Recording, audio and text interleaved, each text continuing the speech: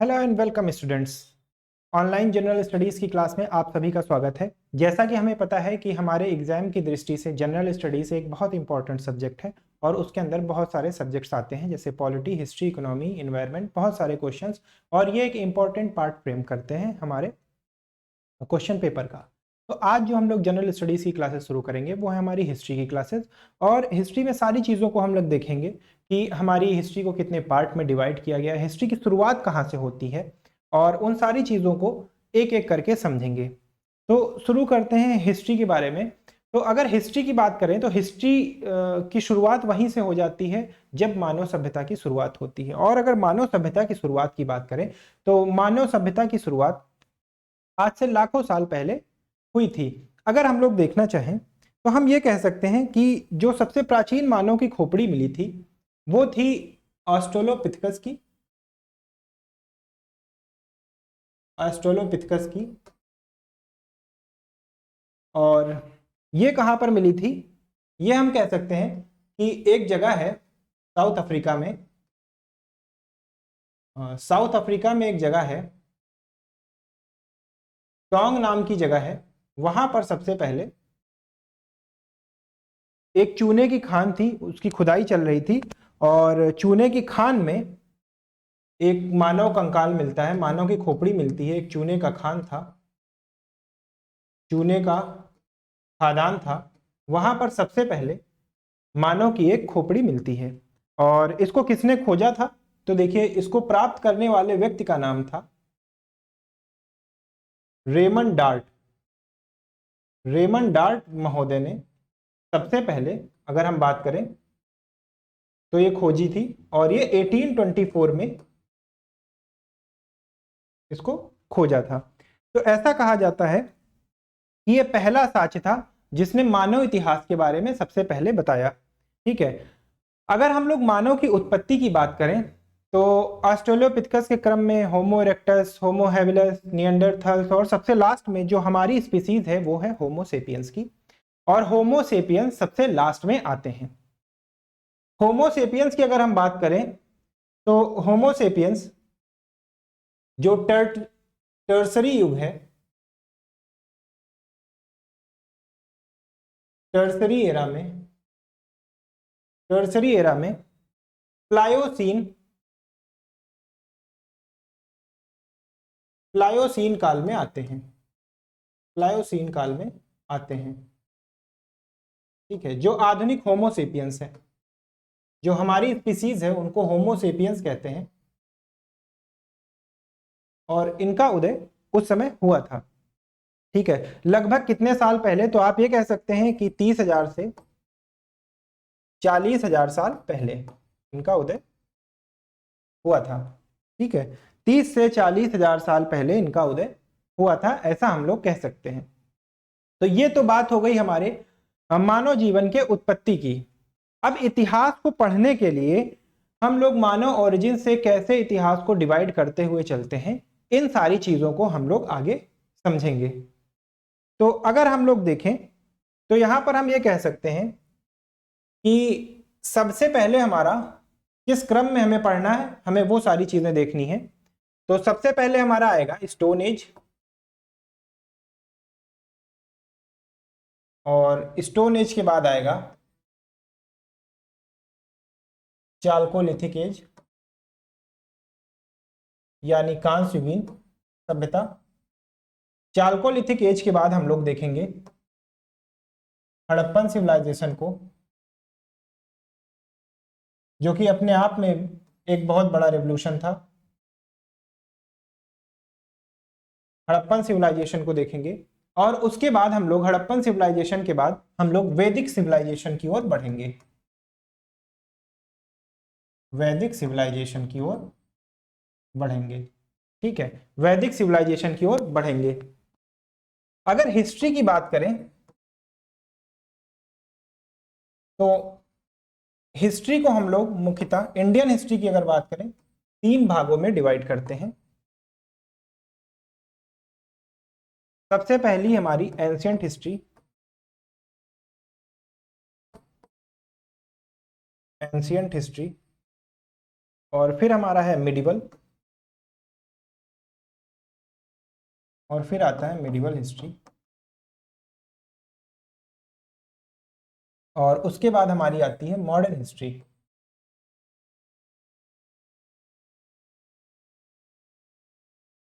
Modern history, अगर इसके समय की बात करें तो ये हमारा प्राचीन इतिहास का पोर्शन है, ये हमारा मध्यकालीन इतिहास का पोर्शन है, और ये हमारी मॉडर्न हिस्ट्री का पोर्शन है। अगर एंशियंट हिस्ट्री की बात करें तो एंशियंट हिस्ट्री हमारी कैसे चलती है, एंशियंट हिस्ट्री के ये सारे टॉपिक्स हैं। वैदिक सिविलाइजेशन, और वैदिक सिविलाइजेशन के बाद हम लोग देखेंगे महाजनपद, महाजनपद काल, और महाजनपद के बाद हम लोग देखेंगे after mahajanapadas Maurya dynasty. Maurya dynasty, फिर हम लोग देखेंगे लेटर मौर्यास, लेटर मौर्यास, और लेटर मौर्यास के बाद अगर हम लोग बात करें तो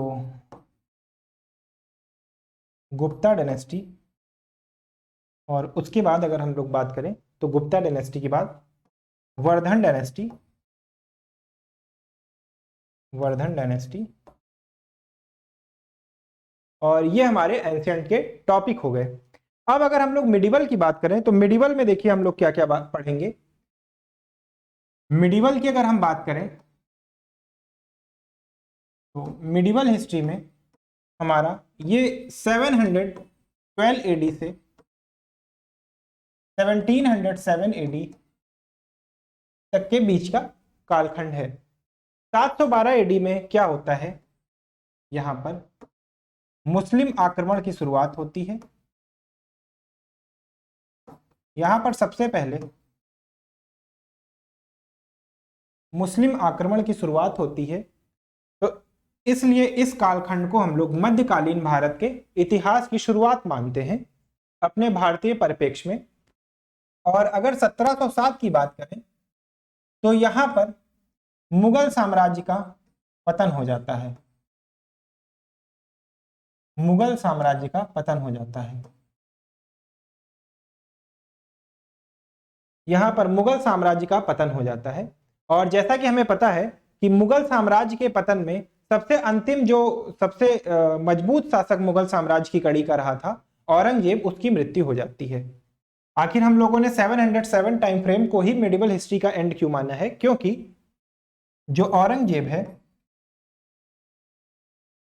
औरंगजेब की मृत्यु हो जाती है यहां पर, ठीक है, औरंगजेब की मृत्यु हो जाती है यहां पर, इसलिए 1707 को हम लोगों ने मिडिवल हिस्ट्री का एंड टाइम माना है। उसके बाद अगर हम देखें मॉडर्न हिस्ट्री, तो मॉडर्न हिस्ट्री का जो कालखंड है वो कहां से कहां तक का चलेगा, तो ये हमारा 1707 से प्रेजेंट टाइम का जो भी समय है वो हमारा मॉडर्न हिस्ट्री में आ जाएगा। इसमें हम लोगों को क्या पढ़ना है, देखिए इसमें हमारा यूरोपीय कंपनी का आगमन, यूरोपीय कंपनी का आगमन, और freedom movements, freedom movement plus other developments, ये सारे बहुत सारे टॉपिक्स जो हमारे हैं ना वो इसमें कवर हो जाएंगे, हमारे बहुत सारे टॉपिक्स इसमें कवर हो जाएंगे।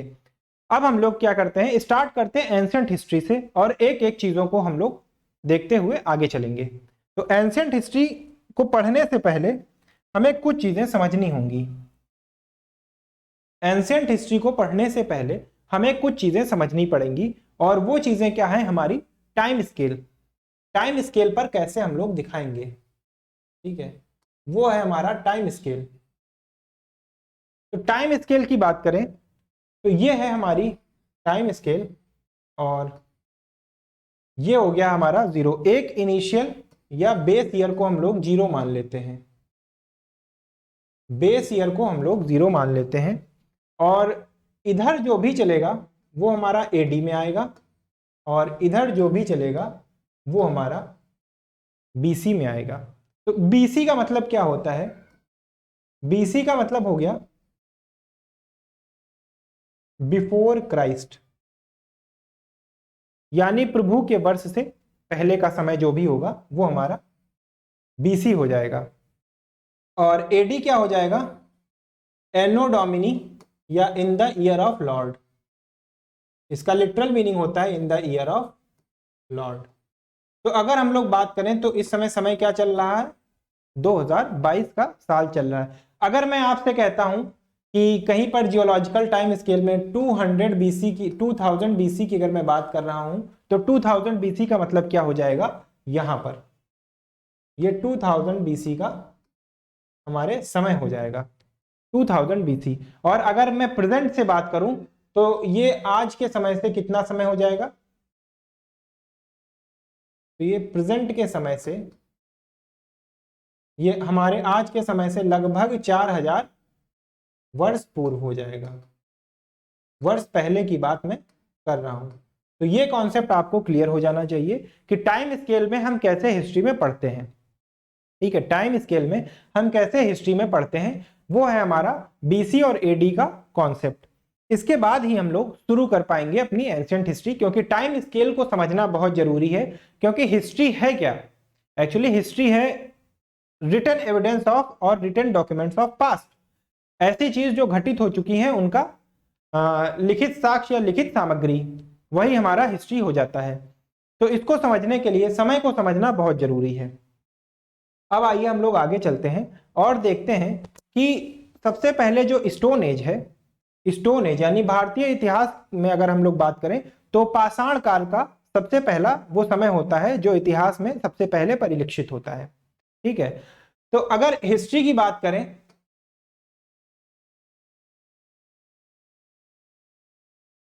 तो फादर ऑफ हिस्ट्री किसे कहते हैं? फादर ऑफ हिस्ट्री कहते हैं फादर ऑफ हिस्ट्री ये हमारे हैं हेरोडोट्स महोदय। और इन्हें क्यों कहा जाता है? देखिए 5th सेंचुरी में पैदा हुए थे, something around 5th century BC। ठीक है, इन्होंने एक पुस्तक लिखी थी हिस्टोरिका, और ऐसा कहा जाता है यह इतिहास की पहली पुस्तक है, इसलिए इन्हें फादर ऑफ हिस्ट्री कहा जाता है। ठीक है, अब हम लोग देखते हैं कि हम लोगों ने ये समझ लिया कि फादर ऑफ हिस्ट्री किसे कहा जाता है, हेरोडोट्स को। ये बहुत इंपॉर्टेंट है, ये आपको पता होना चाहिए। और इनकी ये पुस्तक दरअसल ये पहला ऐसा एविडेंस था जहां पर किसी इतिहास के लिखे होने के साक्ष्य हमें मिले हैं। अब हम लोग देखते हैं कि हम लोग शुरू कहां से करेंगे। तो हम लोग शुरू करेंगे स्टोन एज से। स्टोन एज से हम लोग शुरू करेंगे। स्टोन एज को हिंदी में कहते हैं पाषाण काल। स्टोन एज को हिंदी में पाषाण काल कहते हैं। और इस पाषाण काल को हम लोग दो भागों में बांटेंगे। सबसे पहले है हमारे पैलियोलिथिक एज, पैलियोलिथिक एज। उसके बाद है हमारा मेसोलिथिक एज, मेसोलिथिक एज। और फिर है हमारा neolithic age, neolithic age. Stone age को हमने इस तरीके से डिवाइड किया हुआ है। और इस तरीके से डिवीजन का आधार क्या है पहले ये समझ लेते हैं। तो इस तरीके के डिवीजन का आधार ये है कि यहाँ पर बहुत सारे जो ऐसे औजार थे, जो इक्विपमेंट्स थे, उनमें कुछ डेवलपमेंट्स मिलती है, इनके रहन सहन में डेवलपमेंट मिलती है। और अगर हम लोग बात करें तो इनकी बहुत सारी सामाजिक गतिविधियों में हमें भिन्नता मिलती है, जिसकी वजह से हमने ये डिवीजन किया है। अगर पैलियोलिथिक की बात करें तो ये देखिए, ये 5 लाख साल पहले, 5 लाख से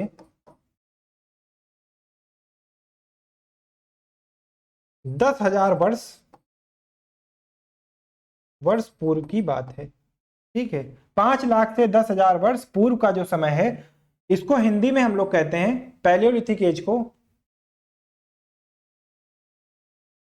पुरा पाषाण काल। पुरा पाषाण काल हम लोग कहते हैं। अगर मेसोलिथिक एज की हम लोग बात करें तो ये हमारा चलेगा 10,000 से 8,000 BC तक। और अगर इसकी बात करें तो ये हमारा चलेगा, ये वर्ष पूर्व की बात है, वर्ष पूर्व तक।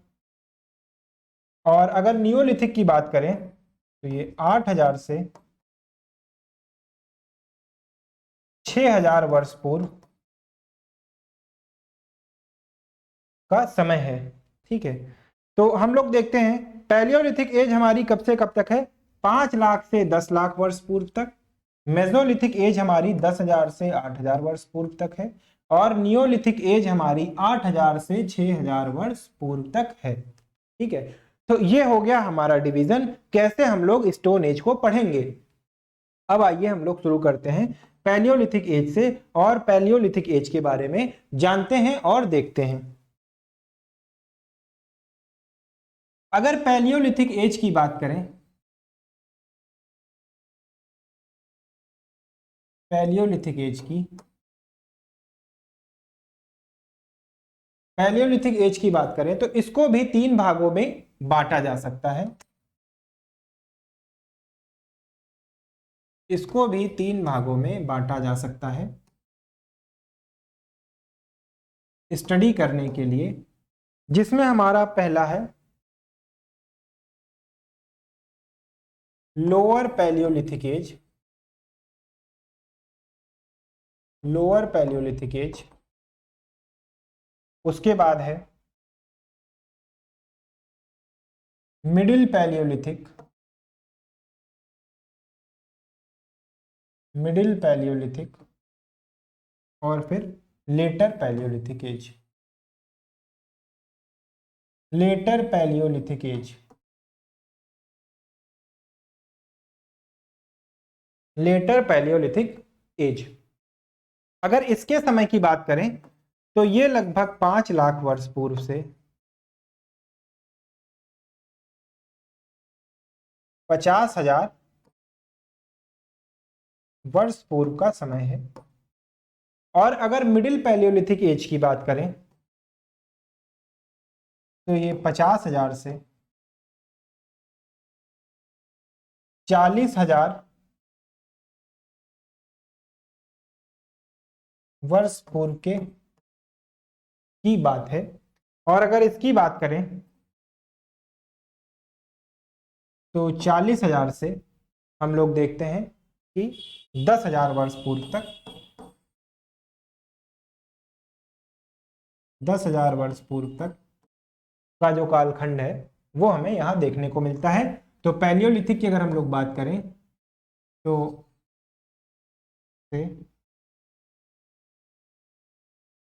10K ईयर्स अगो की जो बात है वो हम लोग यहाँ पर कर रहे होंगे।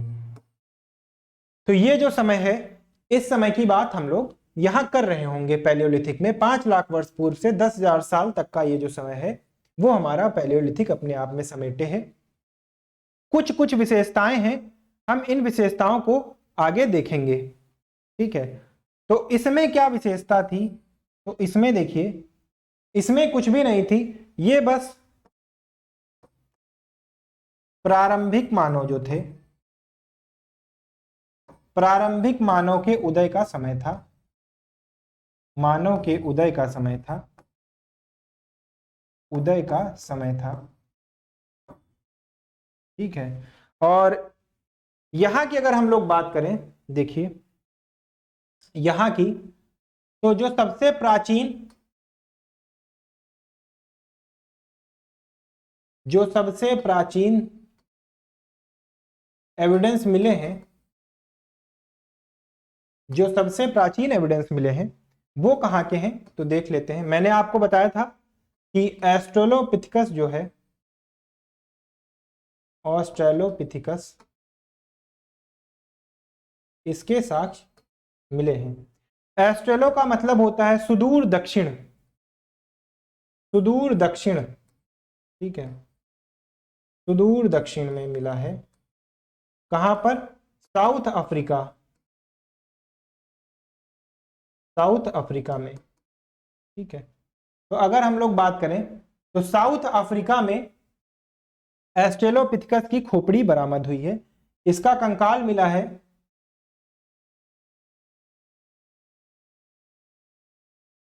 एस्ट्रेलोपिथेकस का स्कल हमें मिला है। और साउथ अफ्रीका की कौन सी जगह थी?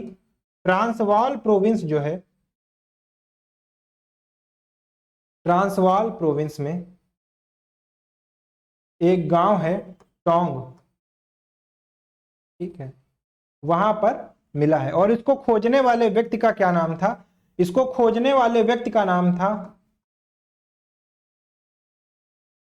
Robert, Robert dart. और इसको ईयर 1824 में खोजा गया था, ठीक है। यहां पर मानव कैसे, क्या यहां पर सारी चीजें थी उनको देख लेते हैं।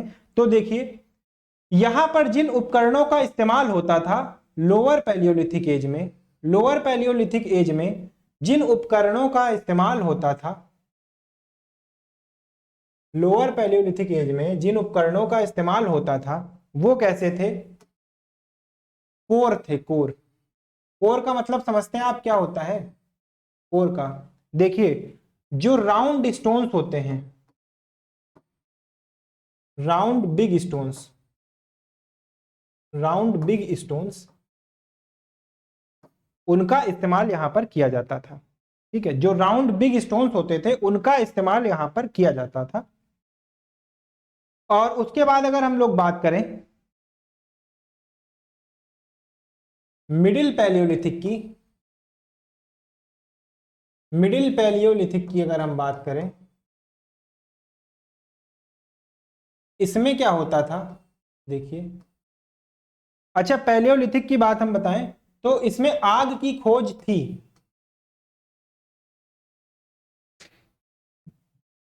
यहां पर देखिए, आग की खोज हो चुकी थी, आग की खोज हो चुकी थी, आग की खोज हो चुकी थी,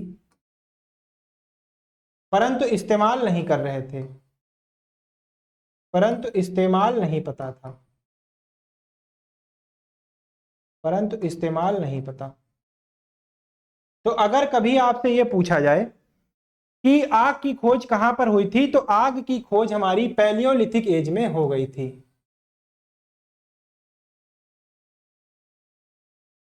आग की खोज, फायर हमारा कहां पर खोज लिया गया था? पैलियोलिथिक एज में,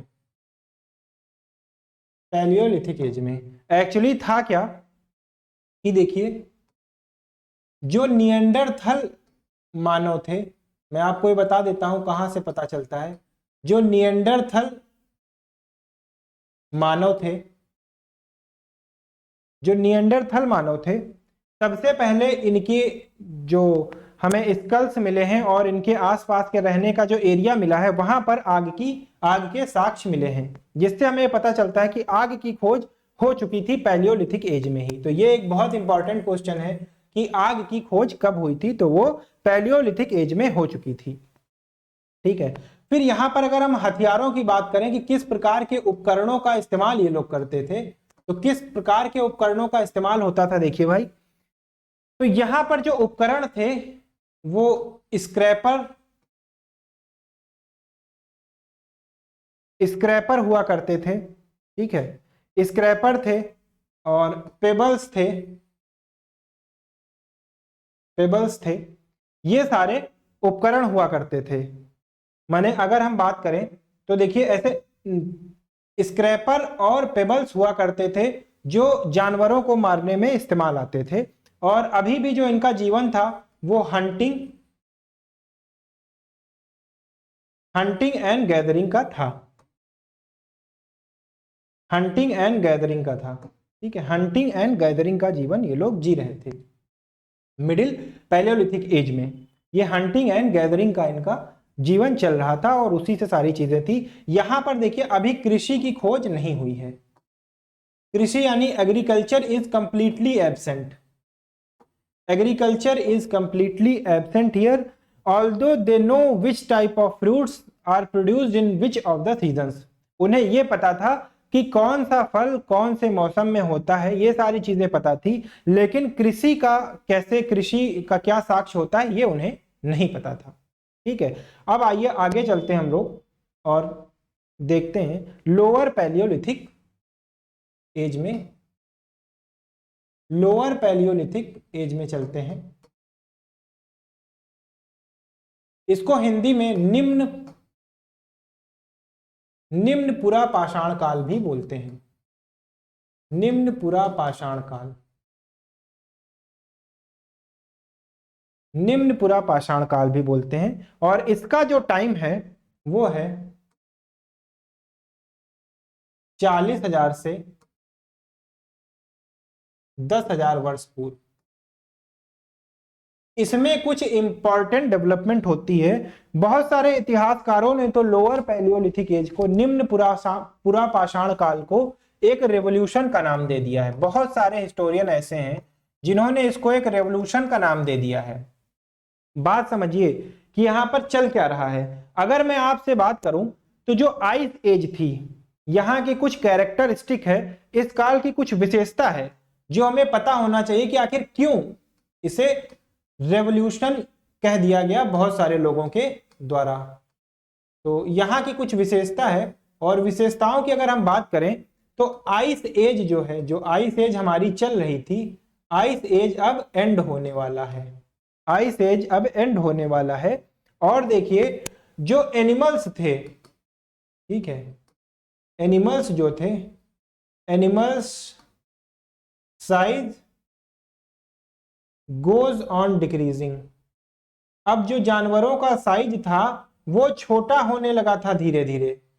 ठीक है, पहले जो बड़े जानवर हुआ करते थे अब धीरे धीरे उनका साइज छोटा होने लगा है, और जानवरों का साइज धीरे धीरे छोटा होने लगा है। तो इससे क्या होगा, पहले उन्हें बड़े पत्थर की जरूरत पड़ती थी मारने के लिए, लेकिन अब छोटे औजार हम देखते हैं कि सामने आएंगे, जो छोटे औजार हैं वो निकलकर सामने आएंगे।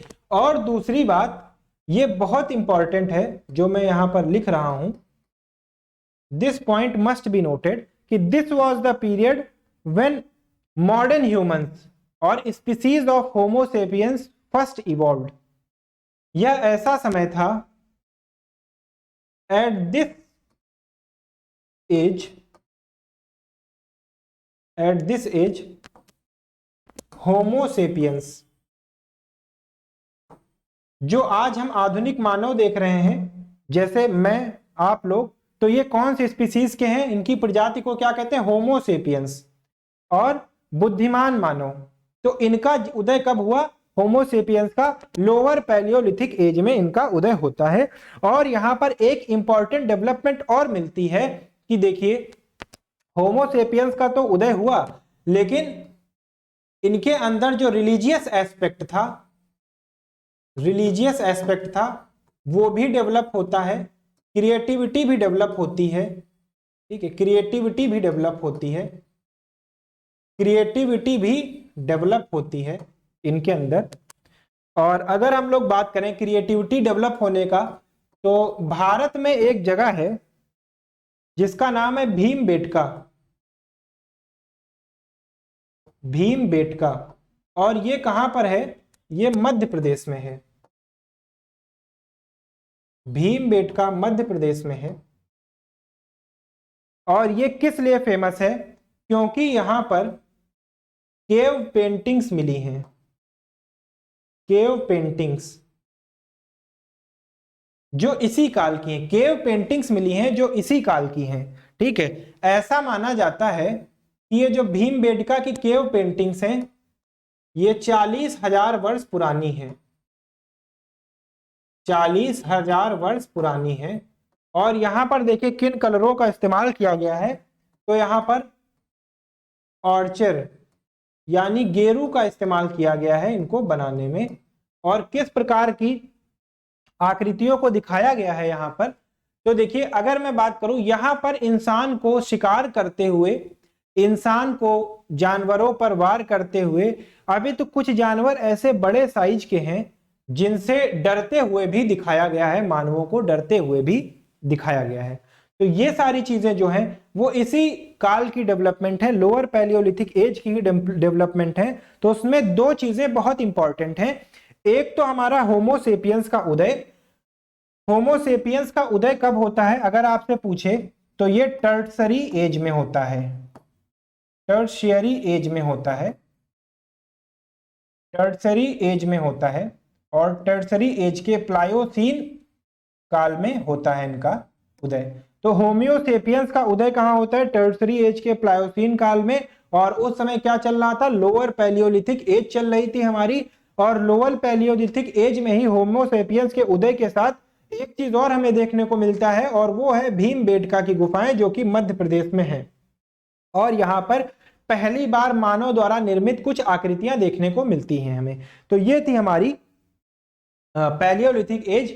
अब हम लोग देखते हैं मेसोलिथिक एज में। ये सारे डेवलपमेंट्स याद रखिएगा, मैंने आपको बताया आइस एज यहां पर समाप्त हो रही है लोअर पैलियोलिथिक एज में, एनिमल्स का साइज छोटा होता जा रहा है और होमोसेपियंस का उदय हो चुका है।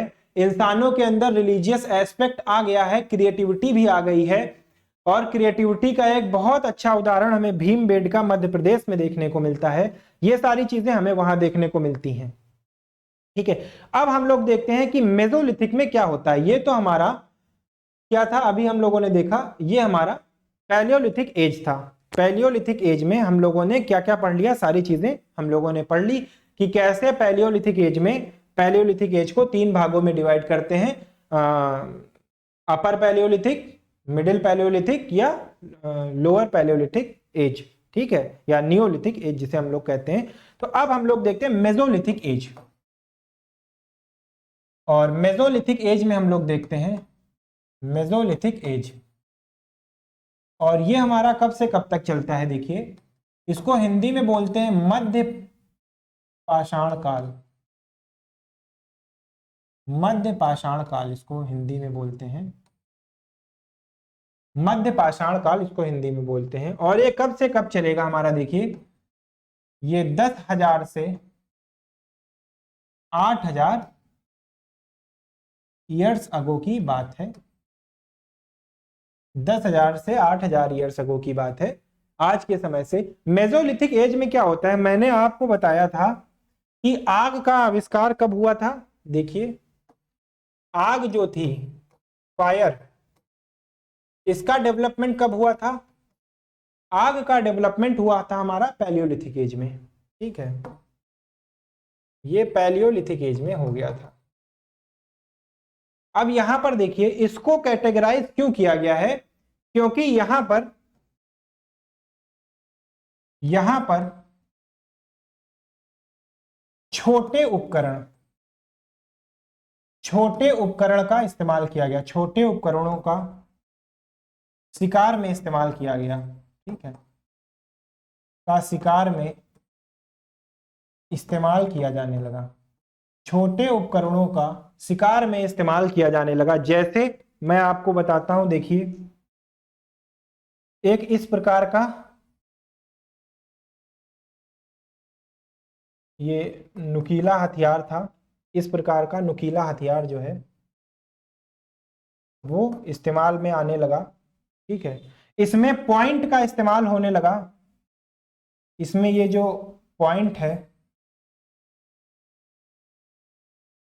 पॉइंट का इस्तेमाल होने लगा। यहां पर हैंड एक्स का भी इस्तेमाल होने लगा, यहां पर हैंड एक्स का भी इस्तेमाल होने लगा, हैंड एक्स का भी इस्तेमाल होने लगा। इससे क्या करते थे, सिलाई का काम करते थे,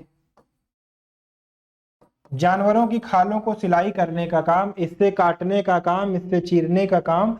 तो ये कुछ उपकरणों में कुछ बदलाव आते हैं मेसोलिथिक एज में, जिनकी वजह से जिनकी वजह से हम लोग देखते हैं इसको। अब एक चीज और यहां पर हमें देखना है कि मेसोलिथिक एज में जानवरों का आकार छोटा हो गया। तो जानवरों का आकार छोटा होने की वजह से क्या होता है कि अब बड़े पत्थरों से उनका शिकार नहीं किया जा सकता, अब पॉइंटेड चीजों से उनका शिकार किया जाएगा। ठीक है, पॉइंटेड चीजों से उनका शिकार किया जाएगा। तो यहां पर यह चीज देखते हैं। और दूसरी बात यह कि यहां पर अब क्या होता है कि एग्रीकल्चर जो है, एग्रीकल्चर के बारे में लोगों को ज्ञान हो जाता है। एग्रीकल्चर यानी कृषि को, तो कृषि के बारे में कहां पर ज्ञान होता है? मध्य पाषाण काल में। मध्य पाषाण काल में मानवों को कृषि का ज्ञान हो जाता है। ठीक है, मानवों को मध्य पाषाण काल में कृषि का ज्ञान हो जाता है। और एक जगह है, देखिए राजस्थान में, ठीक है, एक जगह है राजस्थान में बोगरा, वहां पर सबसे पहले प्राचीनतम साक्ष्य हमें देखने को मिलते हैं। बहुत सारी ऐसी जगह हैं जहां पर देखने को मिलते हैं। इनफैक्ट अगर मैं आपसे बात करूं तो देखिए एक जगह है मेहरगढ़, ठीक है, मेहरगढ़ में भी इसके साक्ष्य मिले हैं।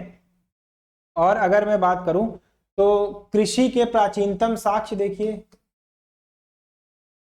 कृषि के प्राचीनतम साक्ष्य कहां से प्राप्त हुए हैं? कृषि के प्राचीनतम साक्ष्य हमें कहां से मिलते हैं? कृषि के प्राचीनतम साक्ष्य मध्य पाषाण काल से प्रारंभ हो जाते हैं। मध्य पाषाण काल से प्रारंभ हो जाते हैं। राजस्थान में एक जगह है, राजस्थान में एक जगह है बागौर, राजस्थान में एक जगह है बागौर, वहां पर हमें कृषि के साक्ष्य मिलते हैं। अच्छा, ये सारी चीजें तो हो गई। अब कृषि का अगर साक्ष्य आ गया या कृषि की पद्धति डेवलप हो गई तो एक बहुत स्वाभाविक सा चेंज आ जाएगा। वो आ जाएगा कि अगर आप किसी पौधे को जमीन में रोपते हैं तो आपको क्या करना पड़ेगा? रुकना पड़ेगा, यहां पर रुकना पड़ेगा, फसल की देखभाल करनी पड़ेगी, फसल की कटाई करनी पड़ेगी। और जब ये सारी चीजें आएंगी तो क्या होगा? एक बस्ती या कबीलाई जीवन आपका शुरू हो जाएगा। तो इन सारी चीजों ने किस चीज को बढ़ावा दिया? एक कबीलाई जीवन को, एक कबीलाई जीवन को बढ़ावा दिया, या एक ग्रामीण सभ्यता को बढ़ावा दिया। लोग कबीले के रूप में रहने लगे, लोग कबीले के रूप में रहने लगे। लोगों ने जब कृषि प्रारंभ कर दी तो कबीले के रूप में रहने लगे, एक दूसरे के साथ रहने लगे। और हम देखते हैं कि धीरे धीरे जो हमारे मानव का इतिहास है वो आगे चल पड़ता है। उसके बाद हम लोग देखते हैं नियोलिथिक एज। नियोलिथिक एज, और नियोलिथिक एज की अगर हम बात करें तो नियोलिथिक एज हमारी, इसमें क्या होता है कि इंसान जो मनुष्य थे, मनुष्य अपने हाथों का इस्तेमाल करने लगे, मनुष्य अपने हाथों का इस्तेमाल करने लगे, मनुष्य अपने हाथों का इस्तेमाल करने लगे। और देखिए यहां पर ब्लेड का इस्तेमाल होने लगा, ब्लेड का इस्तेमाल होने लगा औजारों में इस्तेमाल, इसीलिए इसको ब्लेड सिविलाइजेशन भी कहते हैं, इसीलिए इसको ब्लेड सिविलाइजेशन भी कहते हैं, इसीलिए इसको ब्लेड सिविलाइजेशन भी कहते हैं। ब्लेड सिविलाइजेशन, ब्लेड का इस्तेमाल होने लगा, स्क्रैपर्स का इस्तेमाल होता ही था, ठीक है, और पॉइंट का इस्तेमाल था, ब्लेड का इस्तेमाल होने लगा। और देखिए अब नए नए पत्थर इस्तेमाल होते थे, नए पत्थर का इस्तेमाल, नए पत्थरों का इस्तेमाल होने लगा। यहां पर चर्ट, चर्ट जैसे पत्थरों का इस्तेमाल होने लगा, ठीक है। तो ये सारे कुछ बदलाव हमारे नियोलिथिक एज में आते हैं। नियोलिथिक एज के बाद हम लोग देखते हैं कि एक ट्रांजिशन का फेस आता है, और वो जो ट्रांजिशन का फेस था हमारा वो कहलाता है chalcolithic age. Chalcolithic age, chalcolithic age थी। देखिए अभी तक लोहे का ज्ञान नहीं है, लोहे का ज्ञान नहीं है, किसी को भी लोहे का ज्ञान नहीं है, लोहे का ज्ञान नहीं है किसी को भी। यहां पर सिर्फ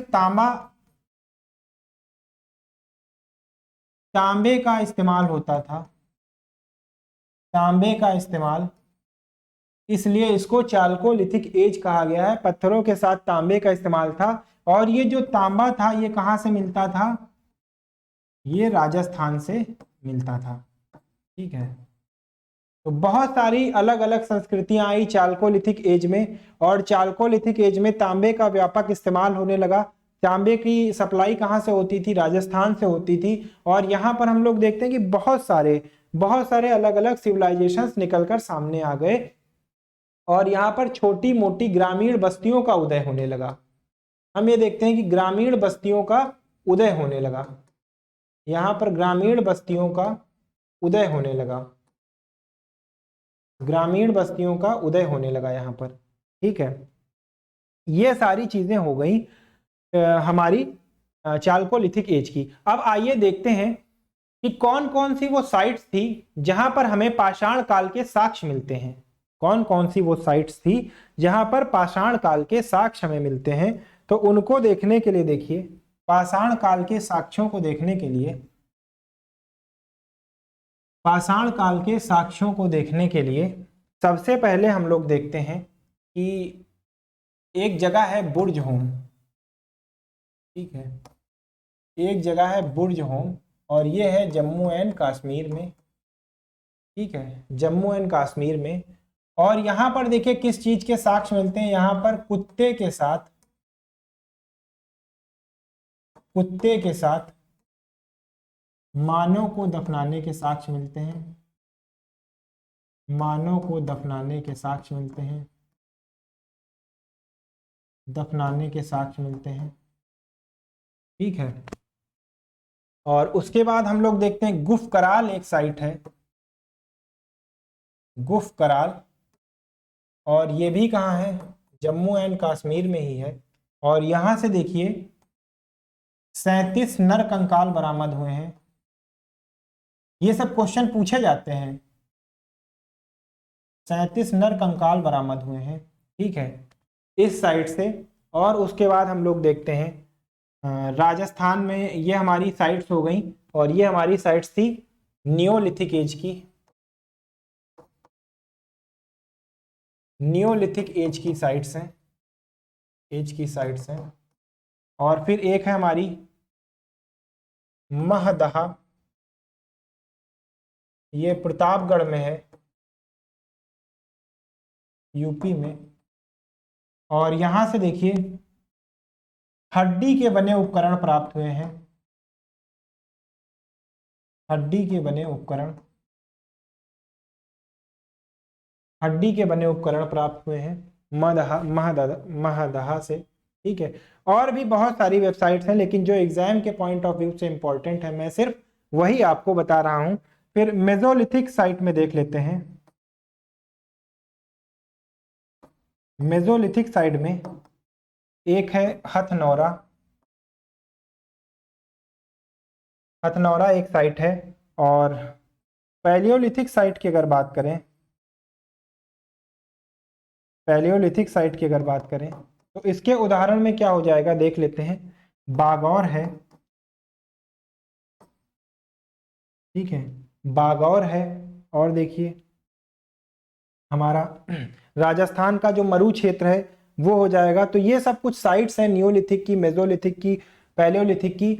और किस साइट से क्या प्राप्त हुआ, तो देखिए इस पे क्वेश्चन पूछा गया है, इस पे भी क्वेश्चन पूछा गया है, और इस पर भी क्वेश्चन पूछा गया है। बागौर में मैंने आपको बताया ही थे कि यहाँ से कृषि के साक्ष्य प्राप्त हुए हैं, कृषि के साक्ष्य प्राप्त हुए हैं। ठीक है, ये कृषि के साक्ष्य प्राप्त हुए हैं मेसोलिथिक टाइम में। ठीक है, ये था हमारा आज जो हम लोगों ने पढ़ा वो पैलियोलिथिक था। और इसके बाद हम लोग देखेंगे आगे कि हमारा हड़प्पन सिविलाइजेशन और ये सारी चीज़ें कैसे होती हैं, इन सारी चीज़ों को हम लोग आगे देखेंगे।